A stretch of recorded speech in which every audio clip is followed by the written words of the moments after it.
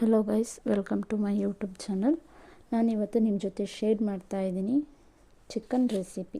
ತುಂಬ ಸೂಪರಾಗಿ ಸ್ಪೈಸಿಯಾಗಿ ಹೊಸ ರೀತಿಯಲ್ಲಿ, ಹೊಸ ರುಚಿಯಲ್ಲಿ. ಖಂಡಿತವಾಗ್ಲೂ ನೀವು ಇದನ್ನು ಟ್ರೈ ಮಾಡಿ. ಇದು ಹೇಗೆ ಮಾಡೋದು, ಇದಕ್ಕೆ ಏನೇನು ಬೇಕು ಇಂಗ್ರೀಡಿಯೆಂಟ್ಸ್ ನೋಡೋಣ ಬನ್ನಿ. ಒಂದು 3 ನಾರ್ಮಲ್ ಸೈಜ್ ಆಗುವಷ್ಟಿಗೆ ಈರುಳ್ಳಿನ ತೊಗೊಂಡಿದ್ದೀನಿ. ಒಂದೆರಡು ಟೊಮೊಟೊ, ಸ್ಪೈಸಸ್ಸಲ್ಲಿ ಒಂದು ಚಕ್ಕೆ, ಲವಂಗ, ಪಲಾವ್ ಎಲೆ ತೊಗೊಂಡಿದ್ದೀನಿ. ಸ್ವಲ್ಪ ಕರಿಬೇವು, ಸ್ವಲ್ಪ ಕೊತ್ತಂಬರಿ ಸೊಪ್ಪು, ಒಂದು 4 ಗ್ರೀನ್ ಚಿಲ್ಲಿ ತೊಗೊಂಡಿದ್ದೀನಿ. ಶುಂಠಿ ಬೆಳ್ಳುಳ್ಳಿ ಪೇಸ್ಟ್ ಮತ್ತು ಬೆಳ್ಳುಳ್ಳಿ, ಬಿಡಿಸಿರೋಂಥ ಬೆಳ್ಳುಳ್ಳಿ ತೊಗೊಂಡಿದ್ದೀನಿ. ಈಗ ಇನ್ನೊಂದು ಕಡೆ turmeric powder, red chilli powder, ಧನಿಯಾ ಪೌಡರ್, ಗರಂ ಮಸಾಲ, ಚಿಕನ್ ಮಸಾಲ, ರುಚಿಗೆ ಉಪ್ಪು ಮತ್ತು ಎಣ್ಣೆ, ಮತ್ತೊಂದು ಅರ್ಧ ನಿಂಬೆಹಣ್ಣು ತೊಗೊಂಡಿದ್ದೀನಿ.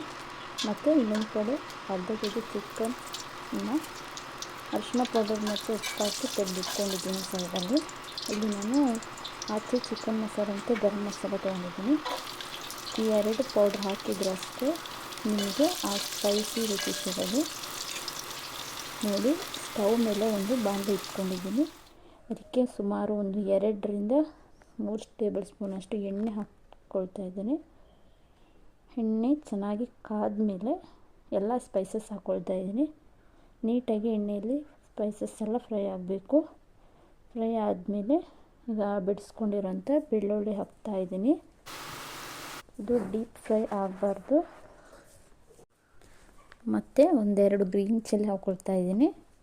ಮತ್ತು ಕಟ್ ಮಾಡ್ಕೊಂಡಿರುವಂಥ ಈರುಳ್ಳಿ ಹಾಕಿ ಒಂದು 2 ಮಿನಿಟ್ಸ್ ಅದು ಎಣ್ಣೆಯಲ್ಲಿ ಫ್ರೈ ಆಗಬೇಕು, ಡೀಪ್ ಫ್ರೈ ಆಗಬಾರ್ದು.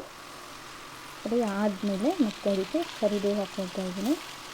ಕರಿಬೇವು ಹಾಕಿದ್ಮೇಲೆ ಮತ್ತು ಶುಂಠಿ ಬೆಳ್ಳುಳ್ಳಿ ಪೇಸ್ಟ್ ಹಾಕಿ ಹಸಿ ಸ್ಮೆಲ್ ಹೋಗೋ ತನಕ ಎಣ್ಣೆಯಲ್ಲಿ ಫ್ರೈ ಆಗಬೇಕು.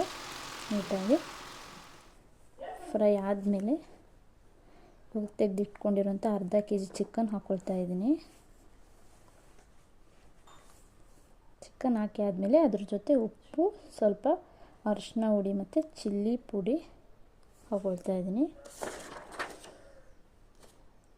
ಇವಾಗ ನೀಟಾಗಿ ಮಿಕ್ಸ್ ಮಾಡ್ಕೋಬೇಕು.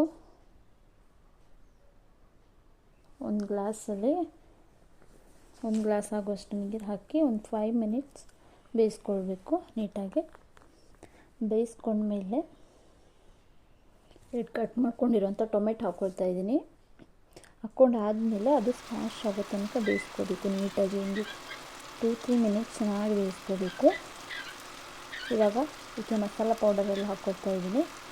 ಒಂದು 2 table spoon garam masala, 3 spoon chicken masala ಸ್ವಲ್ಪ ಜಾಸ್ತಿ ಹಾಕಬೇಕು. ಧನಿಯಾ ಪೌಡರ್ ಒಂದು ಸ್ಪೂನ್ ಎಲ್ಲ ಹಾಕಿ ನೀಟಾಗಿ ಮಿಕ್ಸ್ ಮಾಡ್ಕೋಬೇಕು. ಚಿಕನ್ ಮಸಾಲ ಮತ್ತು ಗರಂ ಮಸಾಲ ಸ್ವಲ್ಪ ಜಾಸ್ತಿ ಕ್ವಾಂಟಿಟಿಯಲ್ಲಿ ಹಾಕೋಬೇಕು. ಆವಾಗ ಮಾತ್ರ ಅದು ಆ ಟೇಸ್ಟ್ ಬರೋದು. ಇವಾಗ ಇದೆಲ್ಲ ಹಾಕಿ ಆದಮೇಲೆ ಲೈಟಾಗಿ ನಿಂಬೆ ರಸ ಹಾಕ್ಕೊಳ್ತಾ ಇದ್ದೀನಿ. ನಿಂಬೆ ರಸ ಹಾಕೋದ್ರಿಂದ ಅದ್ರ ರುಚಿ ಇನ್ನಷ್ಟು ಜಾಸ್ತಿ ಆಗುತ್ತೆ. ಮತ್ತು ಲಾಸ್ಟಿಗೆ ಸ್ವಲ್ಪ ಕೊತ್ತಂಬರಿ ಸೊಪ್ಪು ಹಾಕಿ ಸ್ಟವ್ ಆಫ್ ಮಾಡಿದರೆ ಇವಾಗ ನಿಮಗೆ ಬೇಕಾಗಿರೋ ಗ್ರೇವಿ ರೆಡಿಯಾಗಿದೆ. ನೋಡಿ, ಈಗ ಎಷ್ಟು ಕಲರ್ಫುಲ್ಲಾಗಿ ಸೂಪರಾಗಿ ಬಂದಿದೆ. ಹಾಗಿದ್ದರೆ ಈ ರೆಸಿಪಿ ನಿಮಗೆ ಇಷ್ಟ ಆಗಿದೆ ಅಂದ್ಕೊಳ್ತೀನಿ. ಇಷ್ಟ ಆಗಿದ್ದರೆ ನೀವು ಟ್ರೈ ಮಾಡಿ.